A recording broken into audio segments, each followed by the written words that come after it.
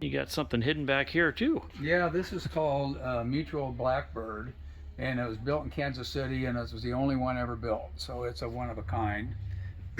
It was never fully certified. All the experimental, it was classified as an experimental airplane, and the paperwork didn't get done before this one went over on its back in a field.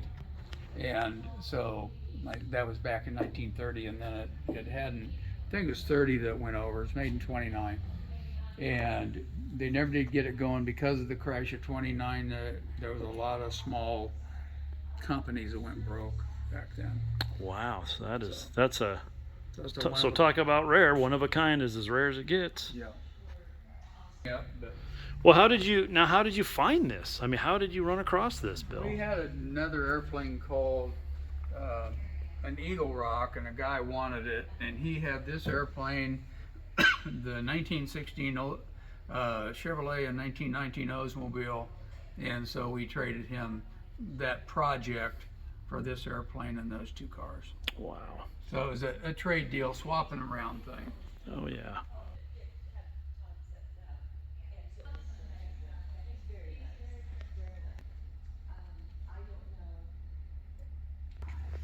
Oh, and you got a Piper Cub. And this is the airplane that my brother soloed in Kansas in 1965. He found it in a barn up in Concrete, Washington, before I moved up in 91 and started work on the thing. And then we finished it in 92, June of 92 we finished this. I painted this airplane too. And so it's been done a long time, but he loves flying it, and it's a fun airplane. Absolutely. Oh yeah. Now, how many years ago was it you painted this? 90, finished at 92. Wow. Yeah, just immaculate. Now, what did you solo in? In a 150, Cessna 150, and then I got the rest of it in the PA-12. Did you? Oh wow. Yeah.